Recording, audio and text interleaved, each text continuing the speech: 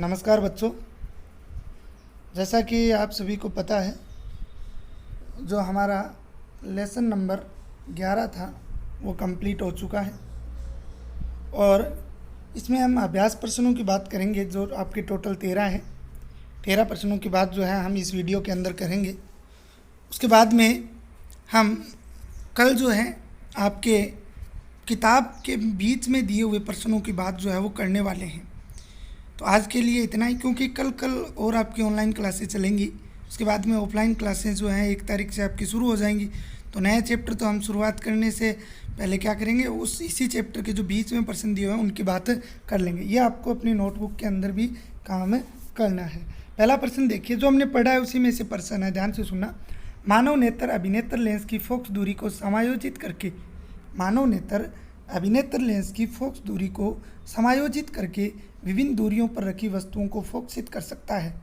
ऐसा हो पाने का कारण है। देखिए, मैंने जरा पहले ऑप्शन पर जो ऑप्शन दिए हुए हैं उनसे भी हम प्रश्न जो है उत्तर ढूंढ सकते हैं। तो देखिए, जरा दृष्टि दोष तो वह था इसमें ना पास का ना दूर का दिखाई नहीं देता है, ठीक है, तो ये तो हो नहीं सकेगा।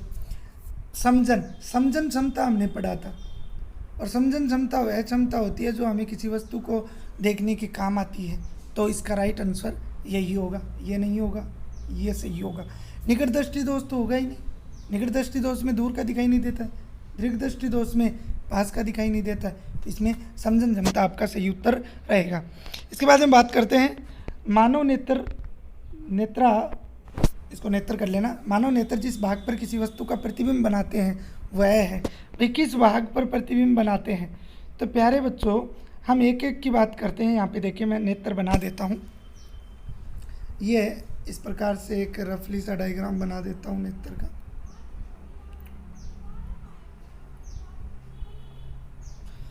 ये नेत्र की संरचना थी इस प्रकार से।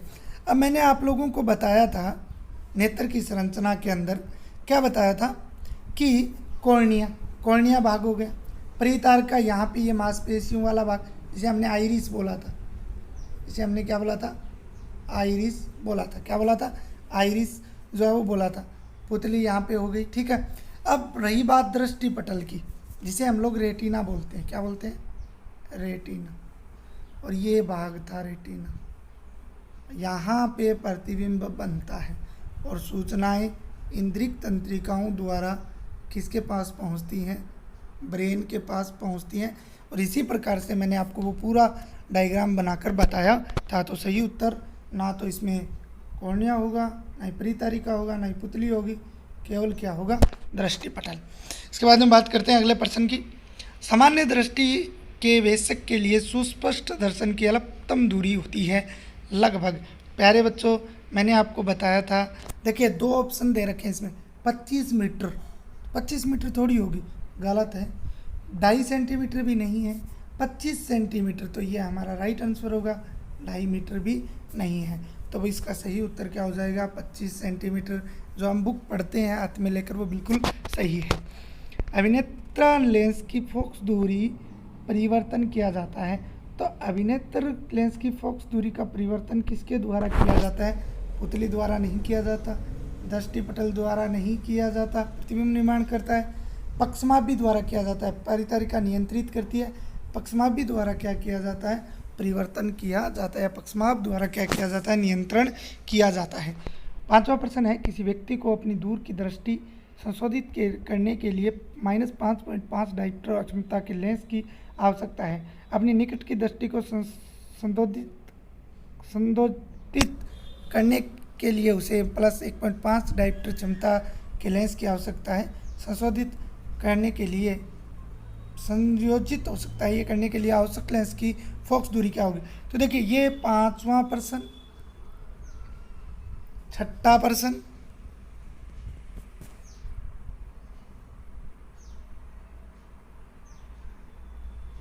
5वां प्रश्न, 6ठा प्रश्न और 7वां प्रश्न, ये आपके जो हैं वो गणितीय मेथड के हैं। तो इनको हम लोग कक्षा के अंदर ऑफलाइन के अंदर करेंगे विस्तार से, ठीक है। तो ये एक बार आपको प्रश्न लिखने हैं, यूँ के यूँ प्रश्न लिख लेना। उत्तर की जगह आप आधा पेज तीनों प्रश्नों के अंदर क्या छोड़ देना? खाली छोड़ देना।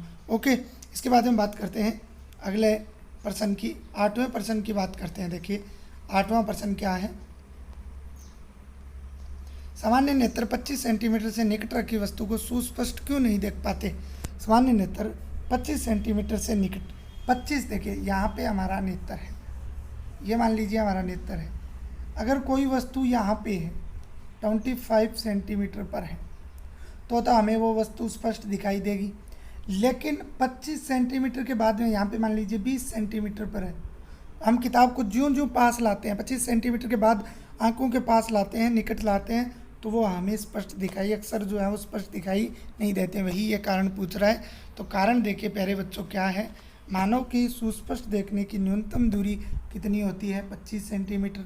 25 सेंटीमीटर से कम रखी वस्तु टकरा कर प्रतिबिंब प्रकाश की किरणों का दृष्टिपटल पर वस्तु जो है वो स्पष्ट दिखाई नहीं देगी, क्योंकि मानव की जो नेत्र क्षमता है वो 25 सेंटीमीटर से बढ़ाई नहीं जा सकती। तो आप सुस्पष्ट देखने की न्यूनतम दूरी याद रख सकते हो, कितनी है 25 सेंटीमीटर है।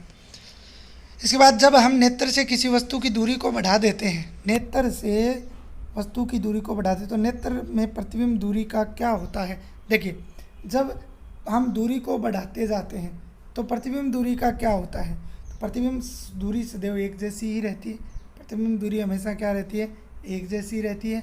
इसका कारण है कि वस्तु की दूरी मानव नेत्र के लेंस की फोकस दूरी पर इस प्रकार समायोजित हो जाती है कि प्रतिबिंब दृष्टिपटल पर ही बने। किस पे बने, रेटिना पर ही बने।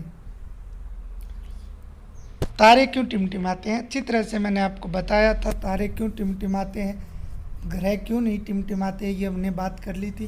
तो पृथ्वी के वायुमंडल में अपवर्तनांक निरंतर परिवर्तित होता रहता है। क्या, वायुमंडल का अपवर्तनांक। और आंखों में प्रवेश करने वाला तारों का प्रकाश जो है निरंतर अपवर्तन के कारण अनियमित होता रहता है। इस कारण हमें तारों की आभासी स्थिति प्रतीत होती है, न कि वास्तविक स्थिति। इसके कारण तारे हमें झिलमिलाहट के कारण तारे जो हैं वो टिमटिमाते हुए प्रतीत होते हैं। बताया हुआ है पूर्णतः। व्याख्या कीजिए ग्रह क्यों नहीं टिमटिमाते। ये दोनों प्रश्न आपको मैं बता देता हूँ, इनमें से एक आपको परीक्षा में मिल सकता है 99%। ठीक है, बहुत बार आए हुए हैं। तो ग्रह से पृथ्वी की दूरी काफ़ी कम है। ग्रह प्रकाश के भंडार होते हैं। जो प्रकाश किरणें ग्रह से आती है उनमें अपवर्तन नहीं हो पाता, तो अपवर्तनांक नहीं बढ़ेगा, जिसके कारण ये इनकी हमें आभासी स्थिति प्रतीत होती है। ठीक है, सूर्योदय के समय या सूर्यास्त के समय सूर्य रक्ताभ क्यों प्रतीत होता है, सूर्य लाल क्यों प्रतीत होता है। तो ये भी मैंने आपको उत्तर बता दिया था इसका। सूर्योदय अथवा सूर्यास्त के समय सूर्य क्षितिज पर होता है और उस समय सूर्य की किरणें जो हैं वो पहले पृथ्वी के वायुमंडल की मोटी परतों तक पहुंचती है और उसके बाद में हमारी आंखों तक पहुंचती है। तो कम तरंग दैर्घ्य के प्रकाश के अधिकतर भाग का वायुमंडल के कणों द्वारा क्या कर लिया जाता है, प्रकीर्णन कर लिया जाता है। अभी लास्ट में ही पढ़ा था। इस प्रकार केवल लंबी प्रकाश किरणें लाल जो होती हैं अधिक, वो हमारे नेत्रों में प्रवेश कर पाती हैं, अतः हमें सूर्य जो है वो कैसा नज़र आता है, लाल नज़र आता है। लास्ट प्रश्न है, किसी अंतरिक्ष यात्री को आकाश नीले की अपेक्षा काला दिखाई देता है, तो वहाँ पे वायुमंडल ही नहीं है, ये प्रकीर्णन नहीं होगा। पर हमें पृथ्वी से आकाश नीला दिखाई देता है क्योंकि प्रकीर्णन के कारण। ठीक है, वहाँ प्रकीर्णन वायुमंडल होगा नहीं, क्योंकि वायु के महीन कण के प्रकाश को प्रकीर्णन करते हैं। और यही कारण है कि अंतरिक्ष से यात्रियों को आकाश जो है वो नीला दिखाई नहीं देता है। कैसा दिखाई देता है, काला दिखाई देता है। तो प्यारे बच्चों, इस प्रकार से इस पाठ के प्रश्नोत्तर जो हैं हमने कर लिए हैं। तो प्यारे बच्चों, आज के लिए इतना ही। कल वाले वीडियो के अंदर इसके जो मध्य में प्रश्न दिए हुए हैं उन सभी प्रश्नों की हम लोग बात करेंगे। तो आज के लिए इतना ही। धन्यवाद।